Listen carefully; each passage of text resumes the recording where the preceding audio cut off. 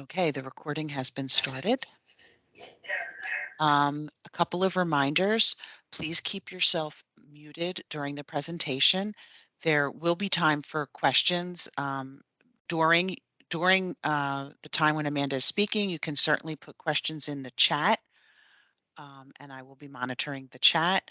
And Amanda will take questions when there are natural breaks for her to take questions, and then we can allow you to unmute yourself and ask questions. So I'm going to turn it over to you, Amanda. Okay, and I am unmuted, correct? You can hear me? I can hear you. Okay. Good morning, everyone. Welcome to the June webinar. I attached a PDF of the slides to the meeting notice, so I hope you all got that. I recognize that probably the question foremost on everyone's mind is what the results of the competition are, especially the adult education grant competition. I want to let everyone know that we do have to send the grant award decisions through an approval process, and they are going through that approval process. So as soon as that is approved, we will be sending out grant notification letters informing agencies whether or not they have received a grant through the competition and providing you with the next steps. So I'm sorry there's such a delay, but we are going through the formal process that we have to go through. To other things, today's agenda, we have a couple new staff, or we have new staff and one leaving staff. So we'll provide some division updates. I'm going to talk a little bit about budget revisions for the 21-22 budgets, some year-end reminders, along with reminders around final expenditure reports, information about the 22-23 kickoff, just so that you can have it on the calendar if your agency gets the grant. And then at the end, we have a couple slides where we're going to discuss data entry for agencies that have an IET, are offering an integrated education and training program with division funds. If you're not doing that, you're welcome to leave the webinar at that point. But for those of you who have IETs, please plan to stay on for that last part. There is a new tab in eData that we will be asking you to use for certain items. And Michael and Steve are also on the call and will remain on in case you have any specific questions. Okay, so division staff updates. We have been blessed with having 3 new employees join us since January. The first one, Lori Bratcher, who is our fiscal officer. She moved into the position that was previously held by Anna Maurer. I believe I initially introduced her back at the February webinar, but I thought I would mention her again because she will be involved in a lot of the grant review process, and you may be receiving emails from her if there are issues with your new federal user UEI and other fiscal related issues. Whitney Newhouse is our clerical assistant 3. She helps me a lot with a lot of things, but you and your agency contact will be receiving the award notification letters and a lot of more formal correspondence.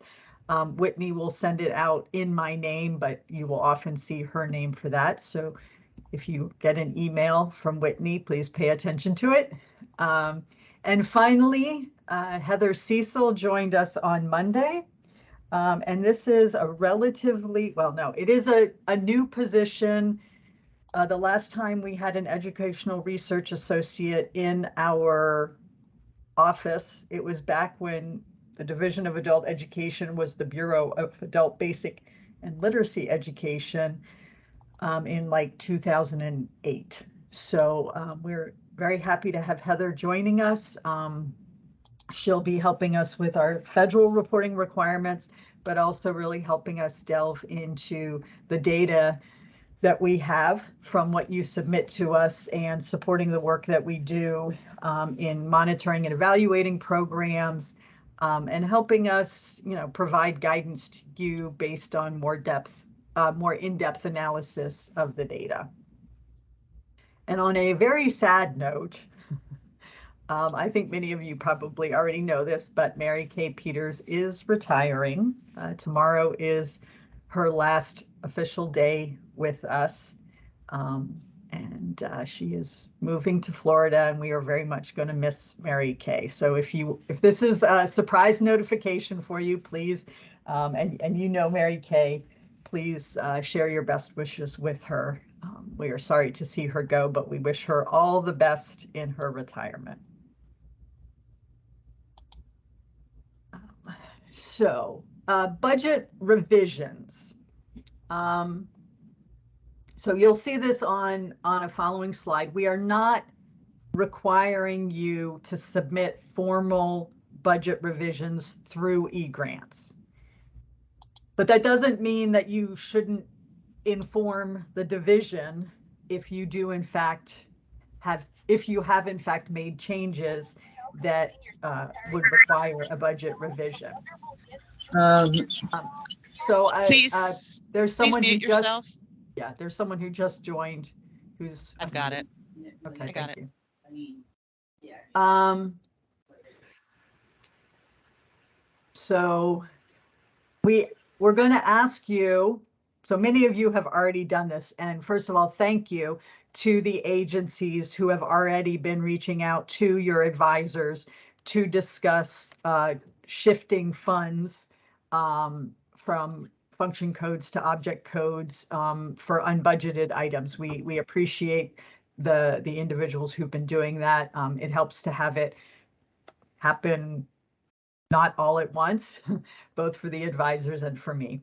But as a reminder, you should review all of your grant expenditures for each budget before doing the final expenditure report.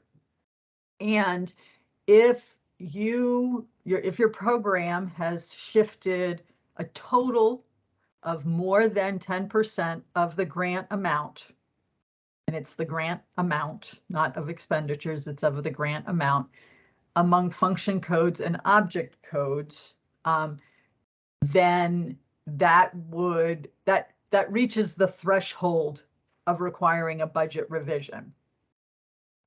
And you need to add up all of the increases to determine if you have reached that threshold. I do want to clarify that under expenditure alone does not lead to a budget revision. So if you have a grant of $300,000 and your expenditures total 200,000, simply that you've only expended 67% of your grant amount.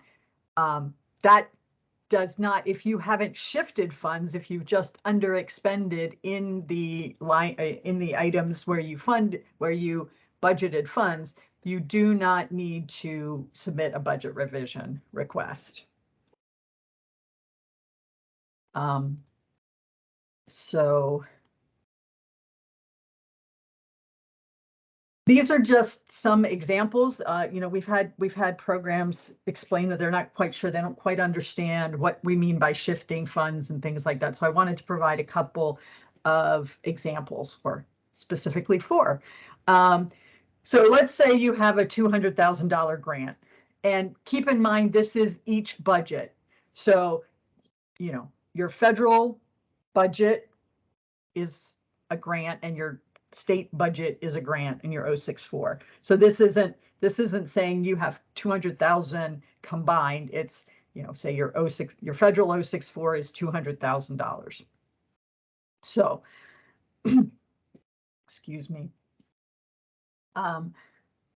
If you, let's say within your program, you had a program coordinator who you had budgeted for you had budgeted, $60,000 in 1691 Object Code 101, which is for supervisors and coordinators, for a coordinator to oversee the instruction of, oversee teachers, oversee instruction. And that coordinator left halfway through the year. And so 30,000 of the 60,000 that you budgeted was not used for that coordinator. And so you said, you know what, we don't think we're going to be able to hire someone. So we're going to look at our part-time teachers, expand instructional hours for some of their classes, see if they want to offer an additional class, provide some additional time for them to do prep, provide additional time for PLCs. So we're going to take that money, that 30,000 that is now freed up because our coordinator left and we're not going to replace them this year. And we're going to use it for teachers in 1691. So you've shifted money from 1691 101 to 1691 102.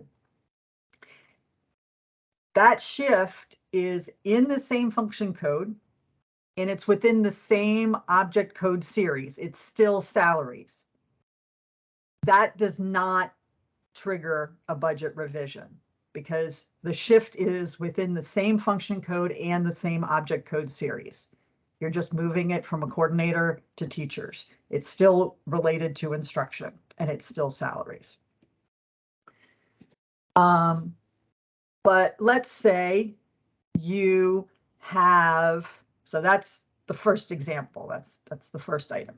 The second item, let's say that you have a student support specialist and you budgeted them for a certain amount of time under 2160 for barrier case management, and a certain amount of time under 2122 for transition case management. I'm just using the words that we've traditionally, barrier student support, transition student support. And over the course of the year, as the person tracked their work, they realized that, that particular staff member was really good in working with students to help the students figure out, why am I in adult education? Where do I want to go after adult education? How do I prepare for that? And so you said, you know what, I'm going to use that staff member more for transition student support, and have the other student support specialist focus more on the barrier. So you say, okay, I'm going to take that student support specialist and shift a portion of their salary from 2160 to 2122. Because that is shifting from one function code to another function code, that would trigger a budget revision. It's not a bad thing to do. It's just that you would need to inform your advisor and get approval for that prior to submitting your final expenditure report. Bullet number 3, let's say you budgeted a lot of money for, oops, there's an error in that one. Let's say you budgeted a lot of money for supplies. So you had 1691, the 600 series. So texts, supplies, software. And something happened and someone actually donated funds to cover those items specifically. And so you said, you know what, the rent went up in the place that we have most of our classes. And so we're going to move money from 1691, 600 series to 1691. And that's supposed to be 441 rent, not 44, it's 441. So you're shifting, it's still within the same function code, but you're shifting it from the supplies series, object code series, to rent, which is a different object code series. That would trigger a budget revision. And finally, if you shift money from one function code and object series to another function code and object series, that kind of doubles the total of the move, because you're not just moving, you're moving 11,000 from 1691 to 2600, and you're moving 11,000 from the salary object code series to, to rent. So even though you've only moved 11,000, when you're totaling the shifts, that comes up to 22,000, and it would meet the threshold for a budget revision.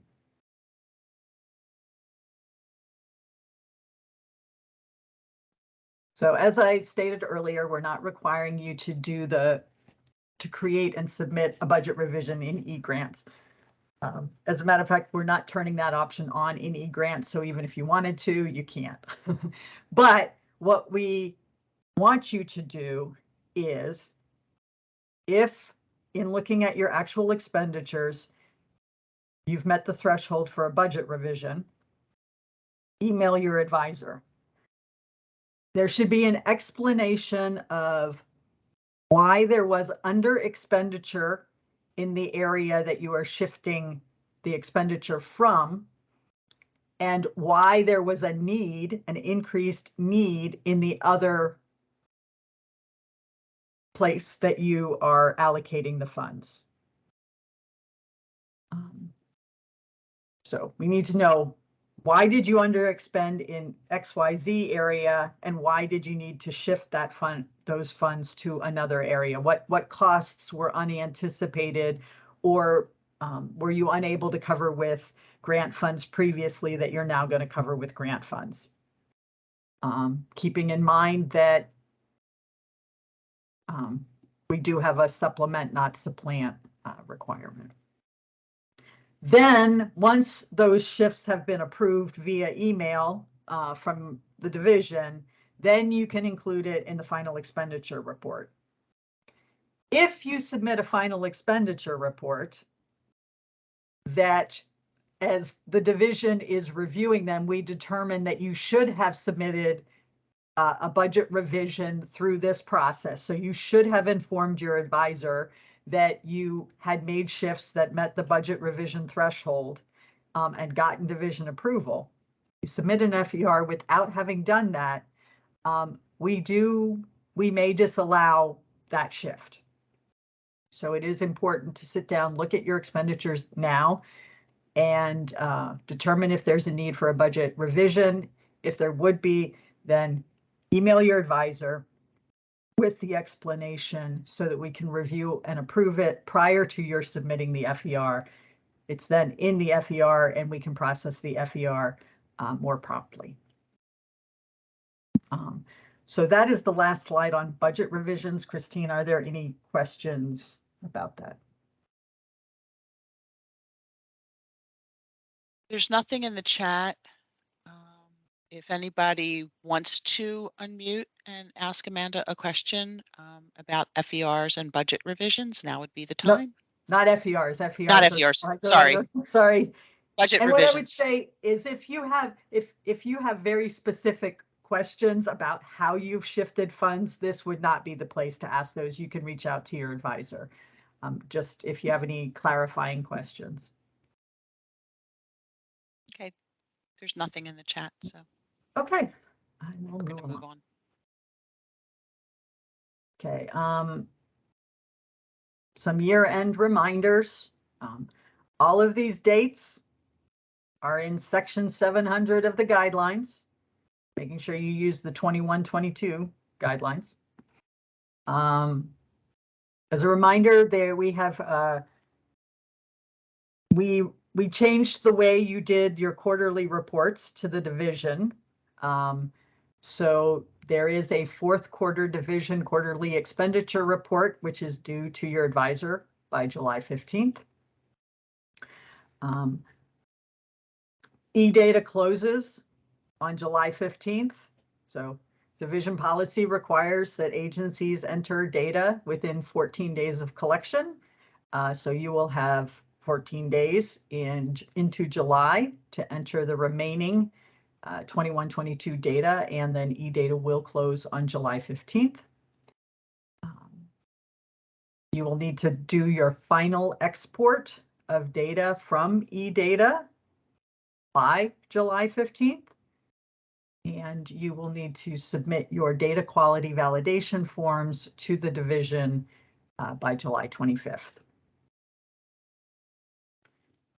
Regarding the post-secondary, the adult post-secondary enrollment certification forms, there is no official due date on those.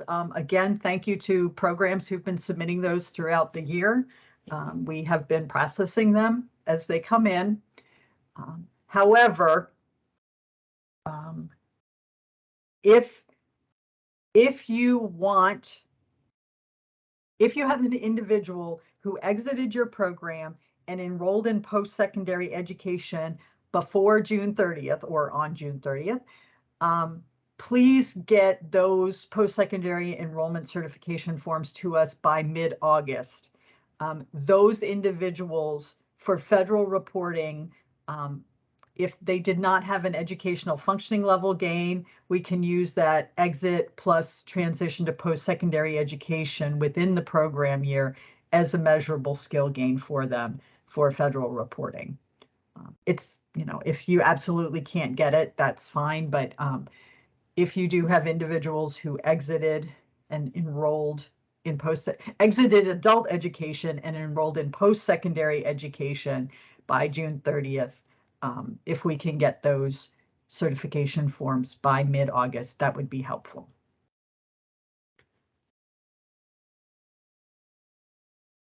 And for those grantees that have a Section 243 IELCE grant, that's the 061, your final report is due August 1st. As a reminder, Michael and Steve from the eData Tech Support project did their end of the year webinar yesterday. It was recorded and will be posted. So please make sure your data quality specialist and data entry staff review that, and that all of the end of the year data is done completely. We do want to thank programs. It seems like you've been taking care of near matches promptly, so we do appreciate that. Thank you. Christine, any questions? No questions in the chat. However, could I just add that you will be receiving the SurveyMonkey link for the IELCE final report the first week in July. Thank you.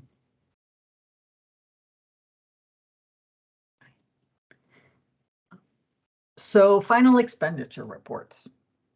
These are basically the same reminders we do every year. The reason I do them every year is, one, we have new people, but also these are the items that every year we have to ask you to fix. So once again, we ask you to look at them and share this information with your fiscal person if you are not the person who actually fills out the FERs. Your final payments should be coming next week. Your agency can check FAI to see what it is. Any monies that are owed to your agency at that point, after that is dispersed, will not be dispersed until the FER is submitted and approved by the division and the comptroller's office. So if for some reason,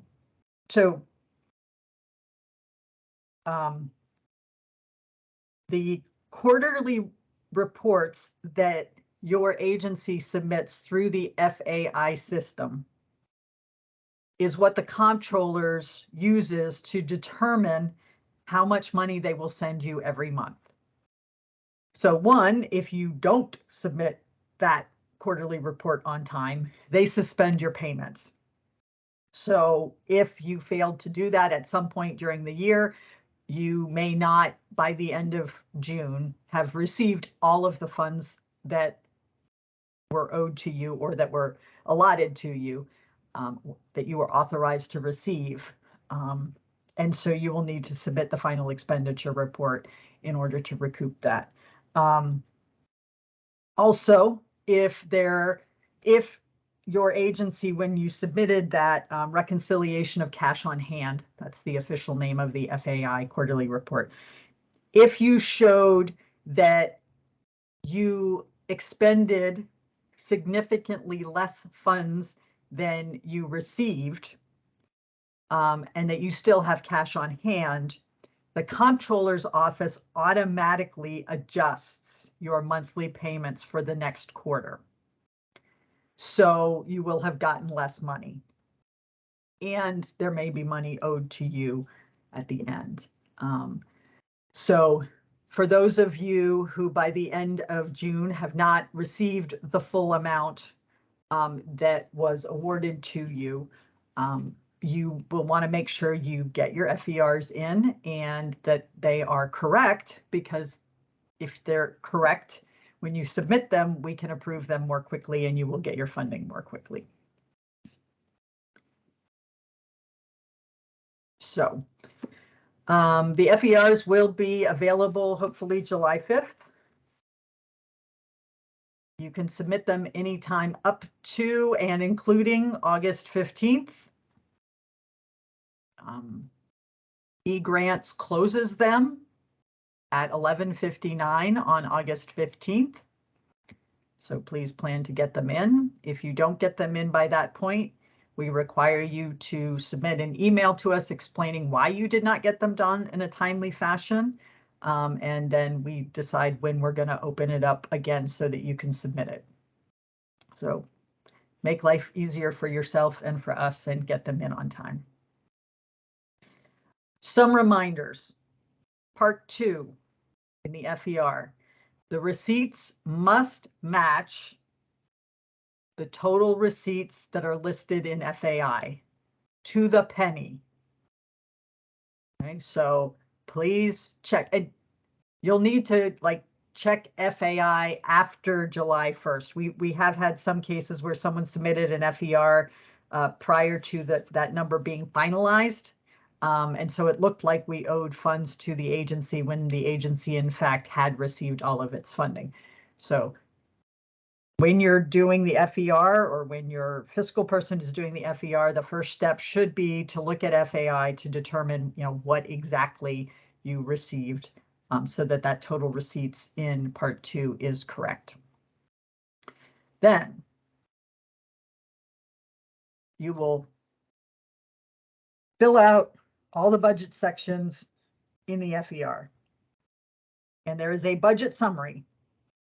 And the total in the budget summary must match exactly to the penny the totals in part 2 total expenditures, agency activity summary, actual expenditures column, and county served actual expenditures column.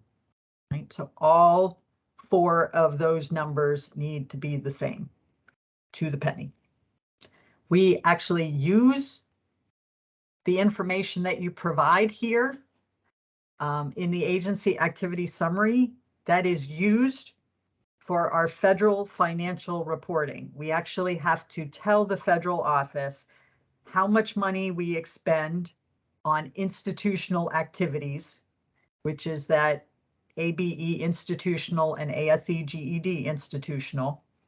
And we have to report the expenditures on ABE levels 1 through 4, which include all of the ESL levels, and on ABE levels 5 and 6. So the reason you fill out the agency activity summary is because we need that information for federal reporting. So it needs to match your expenditures and it needs to be accurate.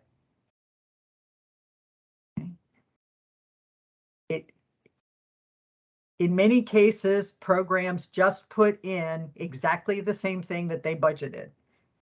Unless you have a lot of other funding that you use to supplement the funding you get through our office, my guess is your actual expenditures do not align 100% with what you budgeted. So please look at those numbers and make sure that they are what you actually expended.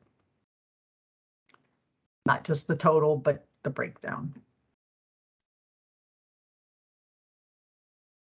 So since you are reporting actual expenditures, you should provide detail in the description section that reflects the actual expenditures.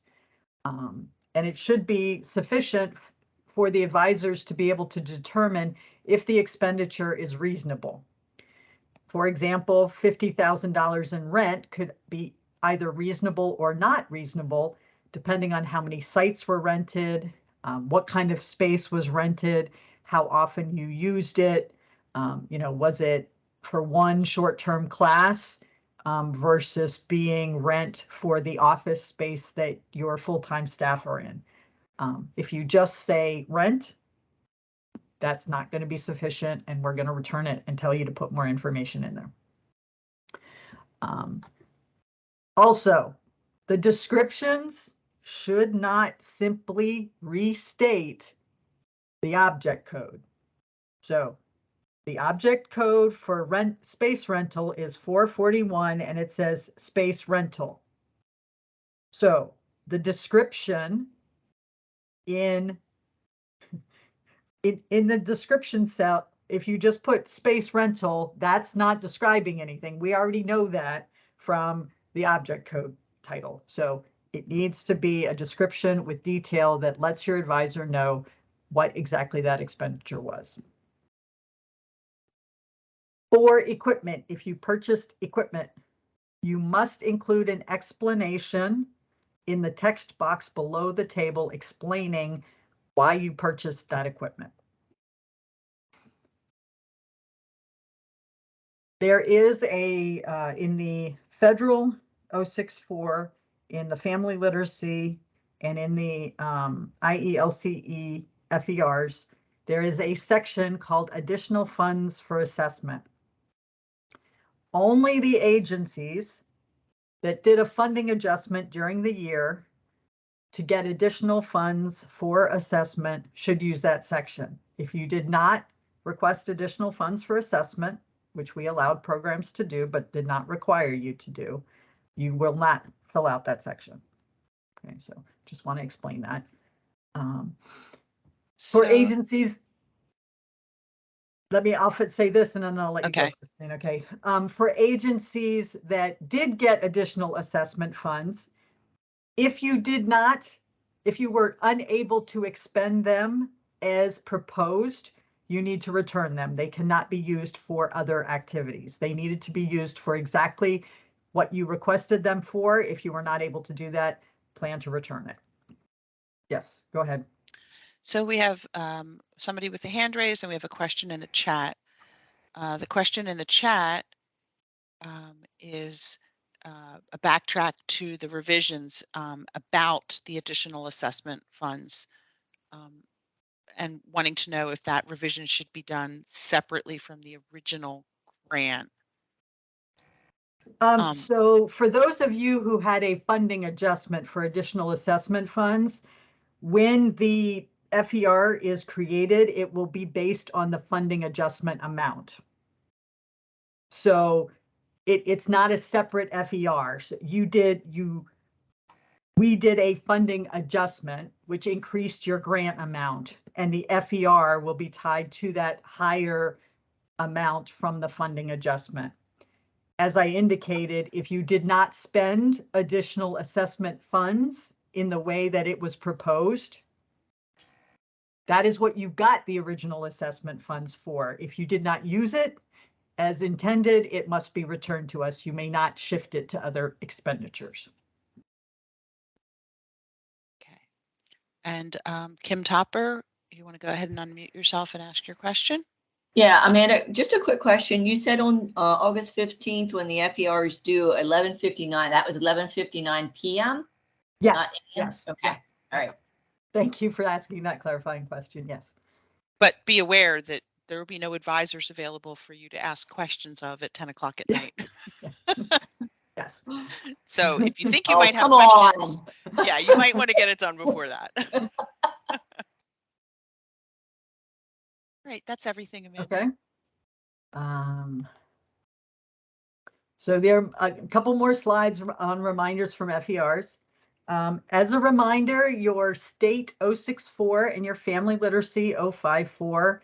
And I apologize, I don't have optional tutoring program, and it would actually, it doesn't impact optional tutoring program because you don't have 2160 or 2300 in the optional tutoring program. Remember that with state funds have a cap on 2160 and 2300, and that's 2300 plus 5,000. So for those of you whose agencies charge indirect costs, that 2300 is 2300 plus the indirect costs, that total. There's a 10% cap. The eGrants system, the FER, does not impose that cap for you. You have to look at your grant amount, know what that 10% cap is, and make sure you don't exceed it. Every year we have to return it for people who have exceeded that. Don't exceed it, and double check your work. 10% is an easy number to figure out. So please make sure your 2160 and your 2300 or 2300 plus indirect costs do not exceed 10%. There is no option to request to negotiate a higher administrative cost on the state grants. That is an absolute maximum. So don't exceed it. If you exceed it by 2 cents, we will return it to you and tell you to take 2 cents off. That 10% cap is in statute, and there is no option to allow a higher one. For the federal 064, the IELCE 061, and the 099,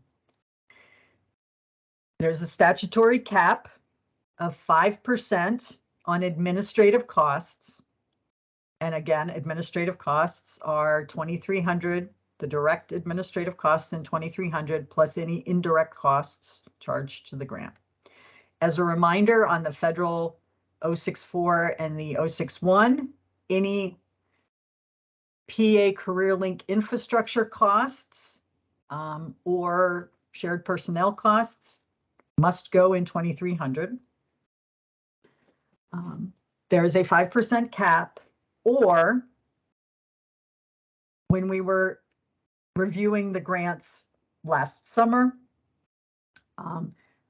if your agency submitted a request to negotiate and received an approved higher amount, you may not exceed that negotiated amount.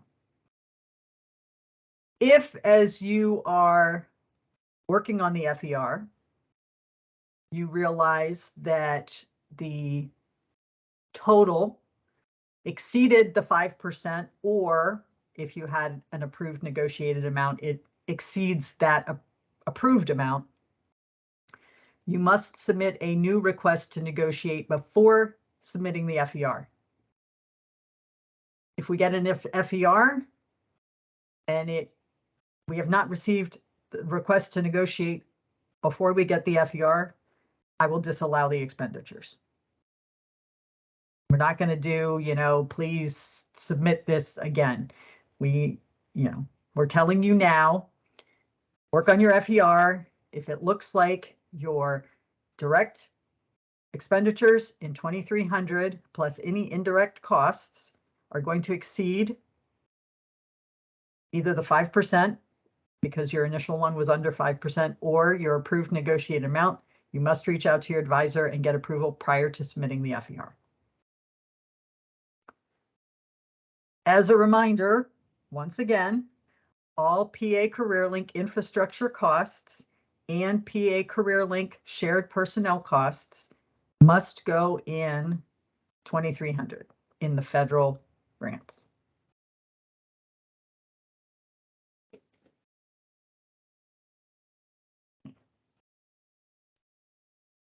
Some local match reminders. You have to have local documentation Tracking for the purposes of reporting is not documentation. That's tracking. It's wonderful that you're tracking it so that you can accurately report it, but you must retain some kind of documentation as evidence that what you're reporting to us and tracking is actual valid local match and how it was determined in the case of in-kind. Another reminder, anything you report to us as local match must be in support of allowable activities. So paying for the GED or HiSET test, the official one, not practice ones, but the official ones, is not allowable with grant funds. Therefore, any local funds that you use to pay for GED or HiSET tests is not allowable as local match. It's a wonderful thing to do for your students. We greatly encourage you to do it. It's a wonderful thing. We appreciate it, but it's not local match. Okay. If there are staff members in your program who spend part of their time as high school equivalency test administrators, and you use either local funds or the funds from running the testing center to pay that staff member, that's not local match because that person is performing activities that are not allowable with your grant funds. So again, it's great that you're able to use a staff member. Maybe it allows them to be a full-time staff member, and your program benefits from that person being full-time. That's all wonderful, but it's not local match. Another thing is it must be reasonable and necessary.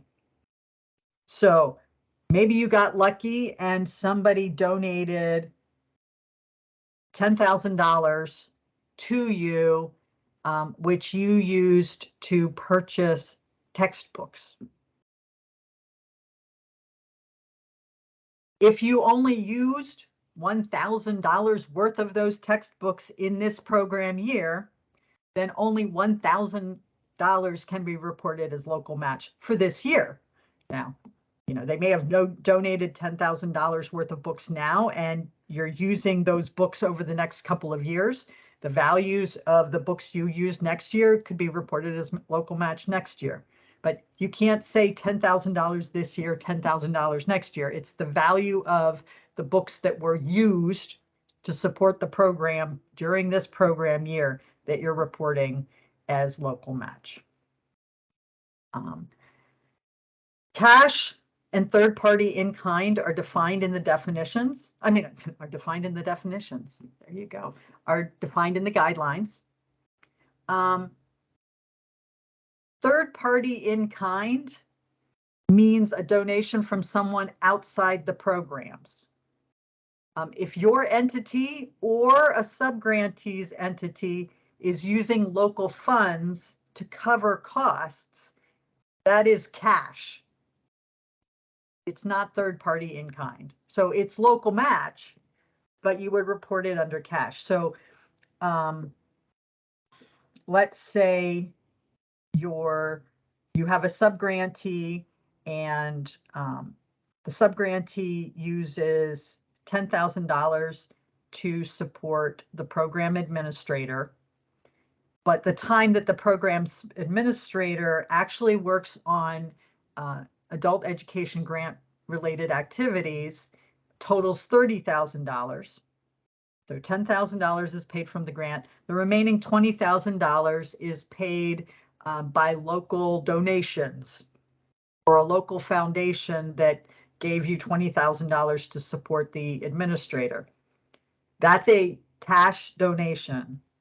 I'm sorry, that's not it. That's a cash in kind. Ugh, God, sorry. That is a cash local match. There we go. $20,000 in cash local match because it's actual real dollars. If you would report that as in kind, you would be saying that that subgrantee program administrator is donating their time. They're working for free. So if that program, and it would be the same thing if it was your agency. So I know that we have program administrators who maybe spend 30, 40, 50, 60% of their time on working on our grant activities, but they are paid with local funds. Their time is not charged to our grant, or only a portion of that time is charged to our grant. Whatever time that is spent on our grant activities that is paid with local funds is local match, but it's cash, not in kind. Okay, so I hope that's some clarification. For space rental value, we want you to enter each one of those locations separately, because each one of them probably has a separate value, right? And you have to have a local way to figure that out. Now, maybe the place that has allowed you to use their space, if you pay rent and they say to you, okay, normally we charge an agency $50 for 3 hours every usage. But for the adult ed program, because we think what you're doing is valuable, we'll charge you $50 a week, but you can meet here 3 times. So if you have a letter from that entity that says we're charging you $50 a week, but we recognize you will be using the space 3 days a week, you could use that to say, okay, the other 2 days are third party in kind. There's somebody donating that space to you and they're not charging it to you. If it's just, I know many of you work with local churches or local community centers that don't charge you anything. You do need to have a process to figure out the value of that space. And it needs to be aligned with local fair market value. And you need to have some kind of documentation of that.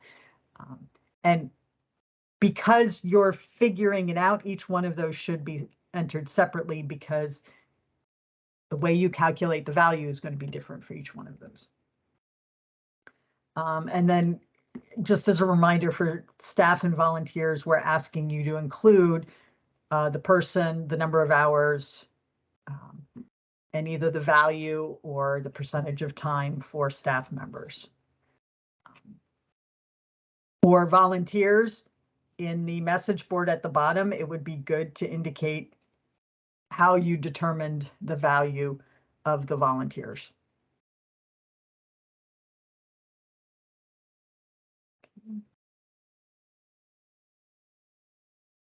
And as with the expenditure descriptions, since these are actual local match, after the fact, you should be able to provide sufficient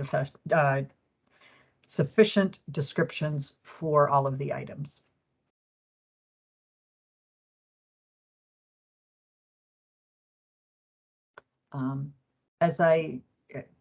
This is a repeat of what I mentioned earlier for the agency activity summary. The budgeted amount column should be, you need to use the numbers that was in the agency activity summary of the 21-22 grant. If you have fiscal people who fill out the FER and were not involved in writing the agency activity summary information in the grant, it will be your responsibility to provide them with that information. I think many times the reason that budgeted amount column comes in incorrectly is because a fiscal person who doesn't know what the budget agency activity summary is or where to access that information just kind of puts numbers in there. So please, if someone else does the FER, please share that information with them ahead of time. The actual expenditures column should reflect how you actually use the grant funds. And as I indicated, we use that information for federal fiscal reporting, so it is important that it's accurate. And if you expend fewer funds, then you received, then that actual expenditures column total needs to reflect the actual expenditures.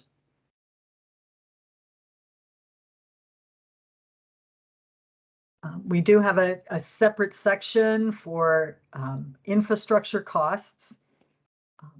This one, we use this for federal reporting because we have to report the amount spent on infrastructure costs.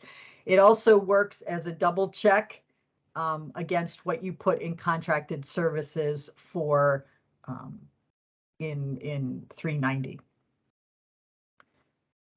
So in the infrastructure costs section, only report the amount from that grant.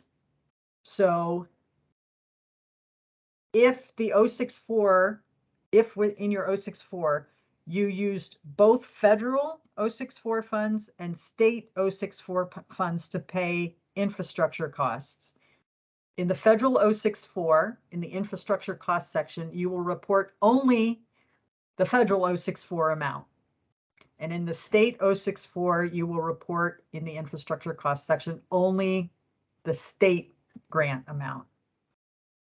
Again, in our federal fiscal report, we report the amount of federal funds that were used to support infrastructure costs, and in a separate place, we report the state funds that were used to support infrastructure costs. So the federal 064 infrastructure cost section should only be federal funds, state only state funds.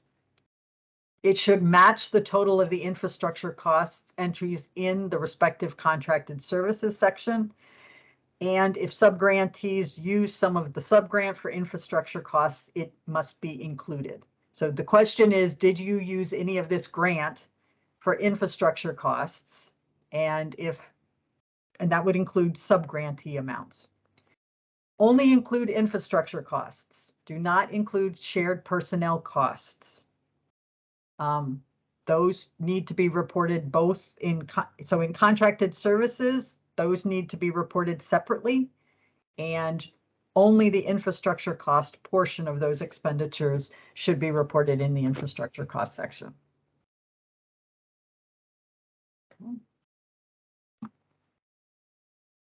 Okay, that's the end of FERs. Are there any questions? There's nothing in the chat, and nobody has their hand raised, so. Okay, I do know that one question that the advisors have said have come in. The caps, so if I go back to these, the wording in the legislation, and if you look in our guidelines, the wording says they are a percentage of the grant amount, not of expenditures. Okay, so 10% of the grant amount, 5% of the grant amount.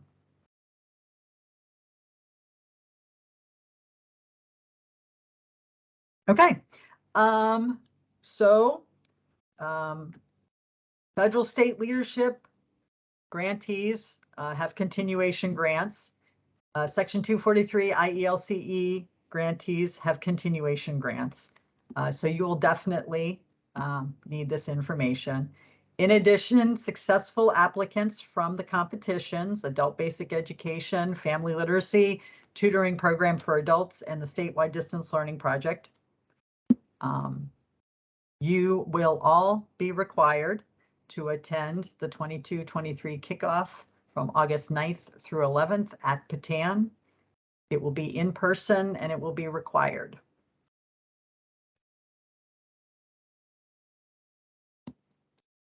That is the last slide for everyone in general. We will now be talking about data entry for agencies with IET. So before we go on to that, were there any questions about anything in the slide or any other questions that participants had?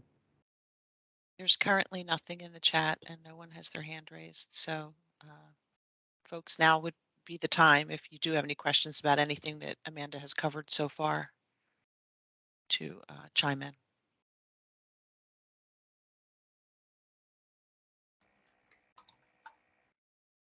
Okay. Amanda, Yes, when will will this be available? This recording be available, because I want to get it to my fiscal person. go That'll ahead, be a Christine. couple days. It has to be, in order for it to be posted, it has to be made accessible, which means captions have to be attached. Okay.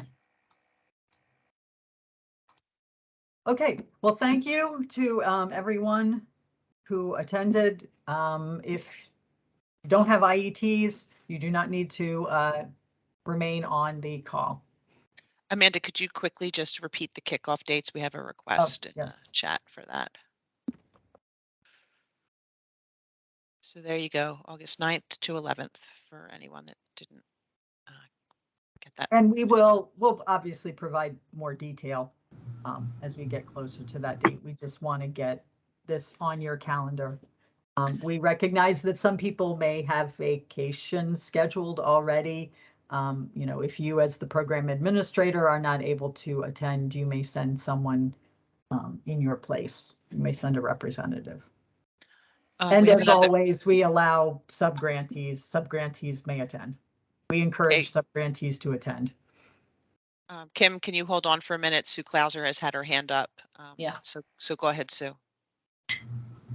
Hi, good morning. I was just wondering if the August 9th through 11th dates, are they 9, 10, 11, all 3 days, or will they be grant specific or?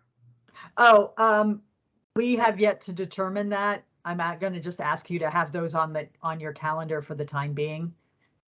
If there are certain dates that you already have something scheduled, I would ask you to contact your advisor once you know if you need to come to it or not. Just contact them to let them know, and we can work with your agency. Okay, thank you. Mm-hmm. All right, Kim Topper, if you have another question. My question was pretty much the same, because August 9th for us is a kickoff day here at the a mandatory kickoff day at the IU. So I was just wondering if it was going to be requirement of being there for 3 days, but I guess your details will come out. Right, and I would, so for anyone else who has a situation such as that, where you know that there's going to be a conflict, please let your advisors know now. You know, if you don't get a grant, then it doesn't matter, but if you do, we can take that into consideration. So yeah, all of you can reach out now if you know of conflicts, just so that we have the added information here for decision making for the agenda. Okay, it is almost 12, and I don't want to take up too much time from the people with the IET who have IETs, so I'm going to move into that. Thank you, everyone else. So the first slide is mostly a reminder of the data entry that you've been doing or should be doing. As a reminder, there's Appendix A in the eData manual and glossary that lays all of this out. So the class, an IET class, must have a special program type of IET with credential or IET without credential. That takes priority over labeling a class distance learning. So if you happen to be offering your IET at a distance, you still need to have special program type IET with credential or IET without credential. That's what we're going to be looking for. So please don't have special program type distance learning and then have like a keyword that has IET in it or something like that. An IET class must have the special program type IET with credential or IET without credential. So please go in and double check those classes before July 15th, because I'm a little worried that there are, so I have gone in and searched for classes with this special program type, and there are agencies that I was pretty sure had an IET and nothing was showing up. And I think it's simply not because you're not doing it or not because you're not entering the data, but simply because I searched by this one of these two program types and that is missing from the class. So please double check that because we want to be able to see that you're doing what is expected of you. Up until now, we have had you do agency-specific goals for completing IET, and I would like you to continue that for this year. So they should have complete IET. The students in your IET should have complete IET as an agency-specific goal. All of the IET participants should have a set date for that goal, which is the first day of the IET. Not the first day that they enrolled in your program, but the first day of the IET. So they started it. And then for the IET participants who complete it, you should have a met date of the last day of class. And for this, it's the IET. Did they start and end the IET? That's not necessarily tied to a credential or they're obtaining the credential. It's did they finish the IET? So all IET participants should have the agency-specific goal with a set date of the first day of the IET. Those who complete it should have a met date, which is the last day of the IET. If your IET happens to be going across program years, that's fine. Then they will only have a set date. Then,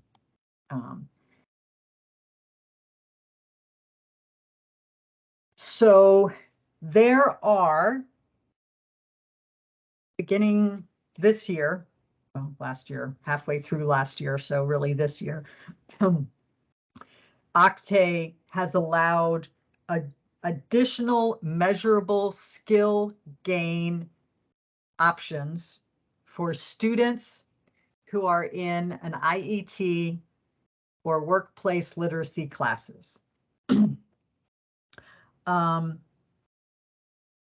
For the purposes of IETs, the item, the measurable skill gain option that is relevant is the one that's called passage of an exam or showing progress in attaining skills.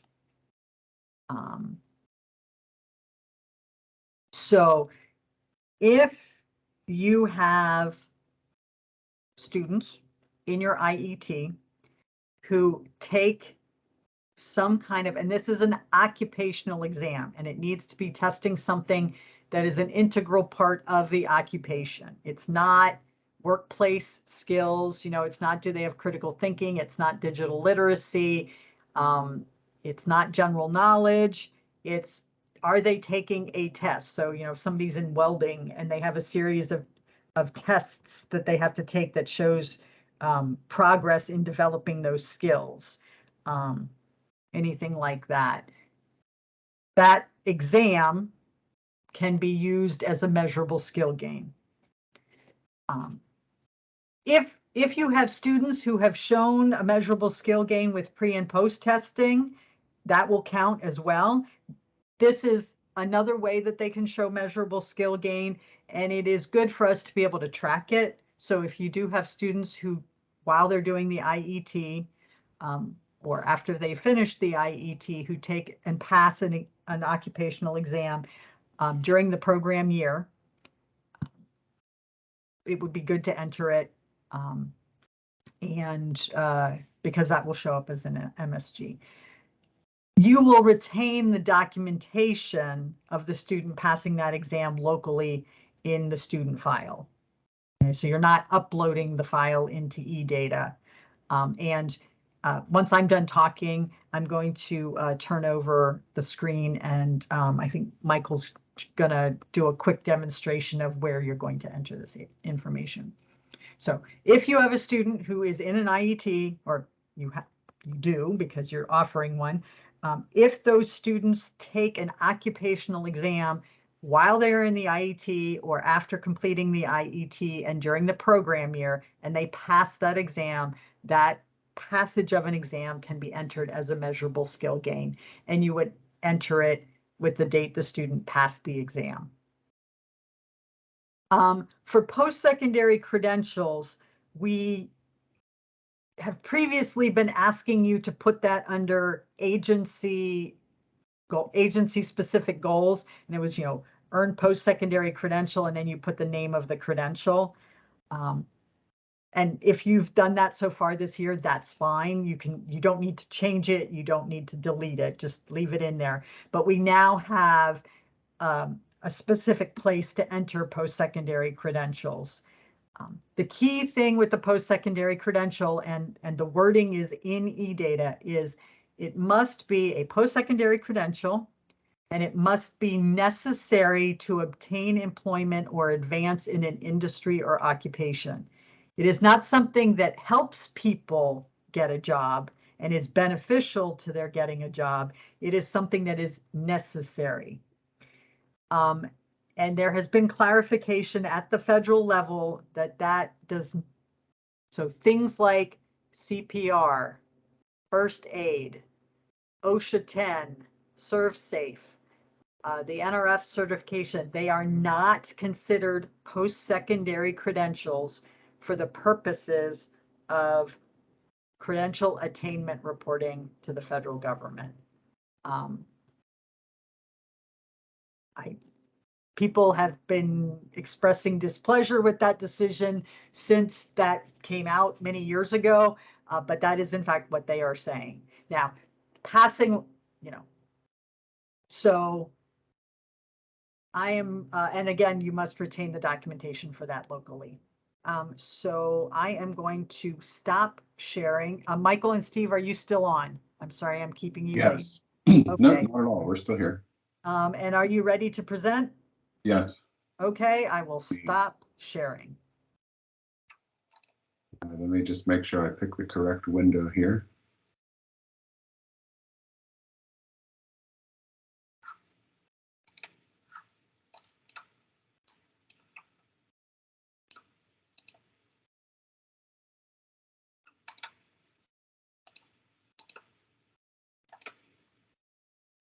Okay, can everybody see my screen okay? Yes. Yeah, you might want to enlarge that. Yep. Yeah, there you go. Indeed, indeed. Hi, everybody. This is, of course, Michael. Thanks, Amanda, for the intro. This is just going to be a quick demo of the capabilities that are now already a part of eData for this year and will be a part of eData moving forward. What I have here is just a sample student. Just made up some bogus information here and added one of each of the one measurable skill gain and one of the post-secondary credentials that Amanda was just talking about. So you'll see essentially how that will look as you track these goals for your students. Additionally, I can just do a real quick demo of the data entry process itself for each. So we'll just, of course, click this button, which will bring up the options that are now available to add those different items that Amanda was just talking about. So, of course, we would pick special program type. Let's say we have that IET with credential. And you'll notice that as we pick different things, you'll get the opportunity to say, of course, like the exams that Amanda was talking about. So let's say I pick that. And you should now see on the screen that there is a prompt that is just a reminder, honestly, for the data entry folks to say that this is one of those approved exams. And then we would say, let's hope that it is, and we would say yes. That lets me continue and provides me, of course, the date to put in that this MSG is achieved. Let's just say it was just recently. I had that date in there. The test you can just put in here, of course, filling in whatever is appropriate, and then lastly, checking the box to confirm that your agency has documentation on file. Then once all of those, and those are all required fields, so you would need the information for each of those to be able to successfully enter the data. Once that's done, you're going to click Save Measurable Skill Gain, and you'll see up in the table now that there are 2 entries for that measurable skill gain. And if we scroll to the bottom, you're going to see pretty much the same process. Add new post-secondary. Of course, it's just going to be post-secondary focused. So we'll just scroll down and show you the different prompts for this. First, just a prompt or a checkbox, really, which is just responding to a prompt saying, yes, this is true. This was a student in an IET. And those goals, so we have to have a date that the student exited adult ed for this particular goal. So let's say this was back in May, and then the student exited post-secondary maybe sometime in June. Of course, we're just making updates here. You'll have the appropriate dates when you have these goals. Then we'll have the credential. Let's say they learned how to do baking best, something like that. And then when did the credential get earned? So maybe that was just before they exited the post-secondary ed, or just before they post-secondary adult ed. Let's say it was back in May. So we're just making updates just to fill in the fields, because each of these will be required. So you get a sense of what information you'll need, and that of course ties back to what Amanda was mentioning. There is a statement here, of course, from OCDE about those recognized post-secondary credentials, and then a checkbox at the very bottom to respond to that, saying that this credential does meet that statement. Once everything's filled in, we simply just click Save. And it's been saved successfully. We'll scroll up and we'll see now we have these credentials for this student, one we had from before and the one that was just saved in here. And that's pretty much it. It's relatively straightforward and follows the confirmation of everything that Amanda was saying, that you as an agency and your data entry folks will have to just put in and confirm that these activities are appropriate for the post-secondary, of course, and then also the measurable skill gain. Michael, can you click the drop down for MSG type again? And then Amanda, could you maybe address, because when people go in to enter, they're going to see all three of those there. Yes, that's fine. And also the special program type shows workplace literacy. Right now, we don't have any programs that are conducting workplace literacy classes that would be in a position to use these alternative MSG types. There would be using the regular EFL gain. So really, for the group here, you're going to really select either IET with or without credential. Post-secondary transcript is a post-secondary transcript, and it has to show that the individual has at least 12 semester hours of post-secondary. So really at this point, none of our IETs would use post-secondary transcript as a way to show measurable skill gain. We put it in there because it is going to be one of the options, and moving forward, there may be programs that have that. But that really is for an IET that is being offered in conjunction with a credit-bearing series of courses. Progress towards milestones is really more appropriate for your workplace literacy classes, because that is an employer. Those are employer milestones. So, when you have a workplace literacy class, you have an employer saying, okay, I want you to, the goal of this class is for students to be able to do X, Y, and Z in work. And an IET doesn't have that. An IET is training. You're generally not working with an employer. So that's why progress towards milestones is not an option for an IET. So for the purposes of an IET, the only option that will be for MSG, besides an EFL gain, right? So you can still do EFL gain. We're not saying that's eliminated. This is just another option for showing measurable skill gain for someone in an IET, is this passage of an exam. Again, for measurable skill gain, it has to have happened within the program year, so by June 30th. And another clarification with the post-secondary credential attainment, Michael was just putting dates in just to show you how to enter it. The student can earn the post-secondary credential after they exited adult education and the post-secondary education. So the date here could be, for example, that they earned that credential on 6/25, or today's the 16th, so 6/16 if they got it today. So the date the credential is earned can be after the end of the both the adult education and the post-secondary education. And in many cases, that may be the case. You may be preparing them to take a test, and then they take the test after the end of the course and get the credential. But it can also happen while they're still in the program.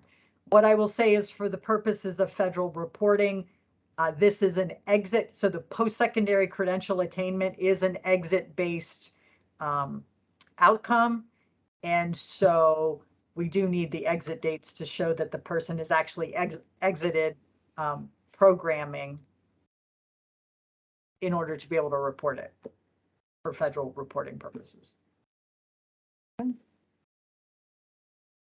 So I know I've kept you all 15 minutes over, and as you're working with your data entry staff and have questions, obviously, Michael and Steve are there. And Michael and Steve, if people ask questions, as you know, if people ask questions that are better addressed by Christine or me, please share them with us, and we'll make sure everyone can, for whom these items are applicable, can get the data entered correctly. Yeah. But as I said, if an agency, if one of you has already entered post-secondary credential as an agency specific goal, that's fine. You can leave it in there. You don't need to delete it, but please also enter it here. So I realize that's duplicate, but just put it in here also. But if you have not entered it, just enter it here. You don't need to go back to the agency specific goals. Are there any questions? We don't have any in the chat. I don't see any hands raised. So at this time, if anyone wants to unmute themselves to ask a question, or maybe you need to digest this and you can ask your advisor a little later, that would be fine too. Yep.